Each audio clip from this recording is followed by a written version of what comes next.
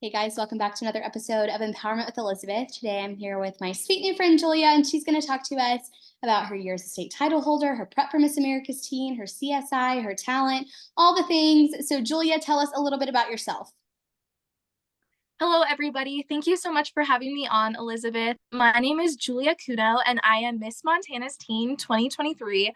I am so thrilled to be leaving for Miss America's Teen tomorrow. I was crowned Miss Montana's Teen in June, and since then, I have had the most amazing time going to community and statewide events, talking about the organization and promoting my platform, which is called CPR, Care, Protect, Resuscitate. And I kind of got into pageantry through competitive dance. I have grown up as a competitive dancer, and it really instilled within me the confidence that I have with me today. So I'm just so glad to be gaining even more skills and continuing my journey through pageantry. I love it. I love it. Okay, so talk about, you said, you got started in pageants with dance, but talk about what that looked like. Did you start in a different system? Have you always been with Miss America? Talk a little bit about your journey. Right. So I began dancing when I was 4 years old, and then I began competing when I was 6 years old. So since then, I found a love for being on stage, and I was always familiar with pageantry. And so I just knew that once I hit that age mark, I would start competing. So my pageant journey actually began in the Miss USA system. I competed and served as Miss Montana Teen USA. And then just a month after I gave up my crown, I competed for Miss Montana's Teen, and I'm so blessed to be where I am right now. So then I was crowned Miss Montana's Teen, and I've just been going ever since. I haven't thought once about stopping pageantry because it's done so many amazing things for my life, and I truly would encourage anyone to dip their foot into pageantry and see where it takes them as well. You need a nap, is what you need. I don't understand how you went right into a second year of being a state title holder. I'm so impressed. That is awesome. So, why did you choose specifically the Miss America organization? You said you started in USA and then you came over to Miss America. So, why Miss America?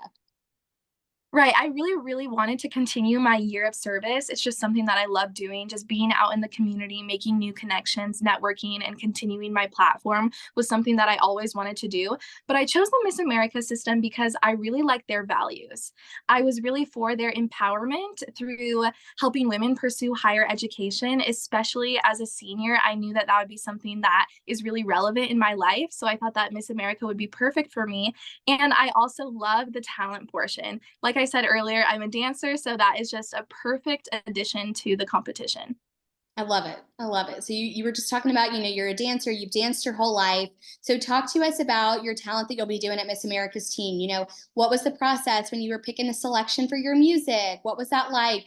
What was the purpose behind your piece? I will be performing a self choreographed contemporary routine to the song Hallelujah. I am really looking forward to this performance because my favorite styles of dance are contemporary and lyrical. So it's all very exciting to me.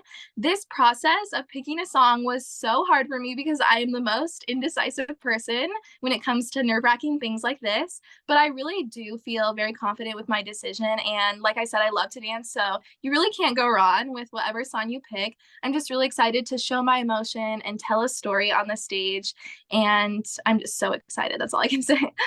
Yay, I can't wait to see it. I'm a dancer too, so I'm like, I love getting to watch the dancey dancers.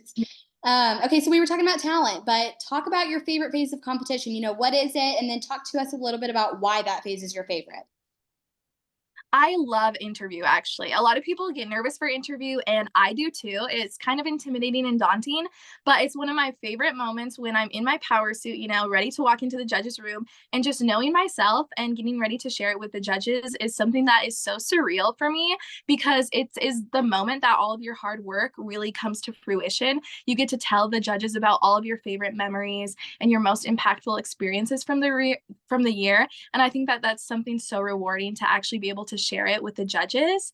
I'm also a competitive debater. So that's something I really like to do, and it kind of helped my interview skills a lot. So I'm really comfortable with public speaking and communication skills. So I think that's also where I find a love for interview.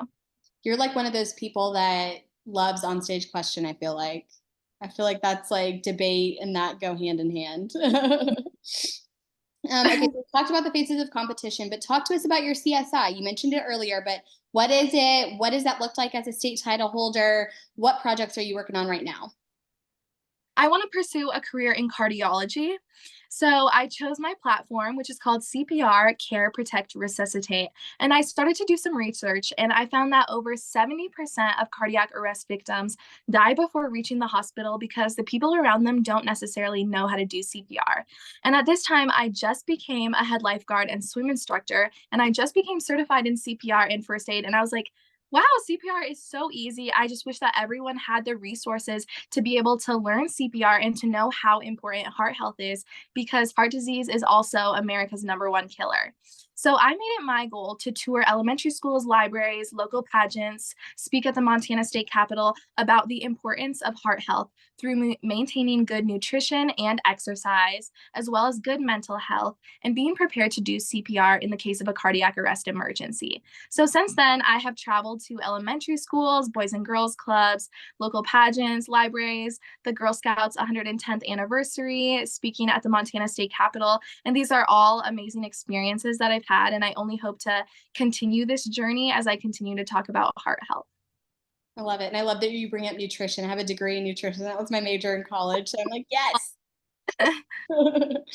Okay, so this one's kind of a tough one. So why do you think the judges selected you to represent the state? I think that they selected me because they saw my determination.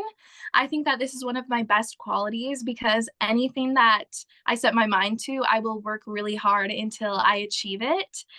And I thought that this was really present in my interview and on stage. I just really wanted the title and I knew I could do good things with it. And I hope that the judges saw that through just my presence and my smile and my energy.